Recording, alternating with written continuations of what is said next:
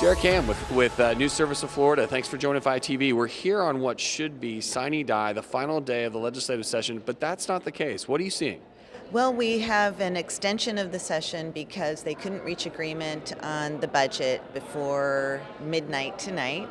And so they're going to vote on that on Sunday. But we also have a new issue that just popped up yesterday, and that is gambling. That is an issue, a perennially thorny issue for them to reach consensus on.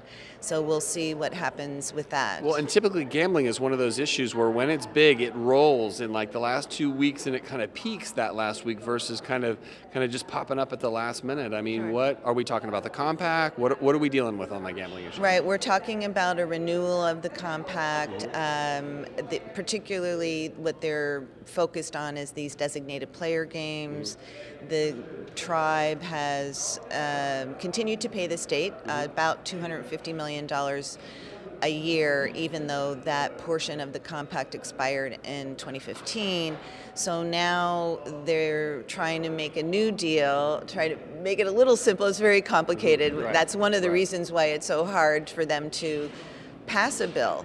They've failed to do it in the past couple of years. Now the issue today is who gets slot machines outside of Miami, Dade, and Broward counties. Right, and I gotta imagine folks like the tribe that have had an exclusive on a bulk of the slot machines and things like that, they're opposed to anyone getting it and keeping it the way it is, while you've got some of the existing players that are in pari-mutuel world. Are they the ones looking to add those slot machines? Sure, there are 8 counties in Florida where voters have approved referendums allowing slots at their local pari-mutuels, and so they want them desperately because the slots are just, they're cash cows. Right. And the Seminoles want to keep exclusivity around their properties. Right. They're really concerned about settling this issue with them having exclusivity over the blackjack, though, also. So that'll be an issue.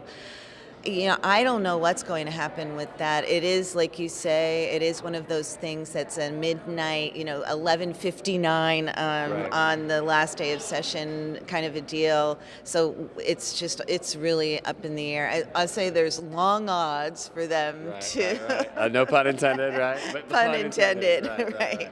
Well, Dara, thank you so much for joining FLITernetTV and covering this late-breaking issue. Of course, we'll always encourage our viewers to tune into News Service of Florida for the latest as to what's happening on gambling. But we appreciate you coming by. Thanks a lot. Thanks. Appreciate it.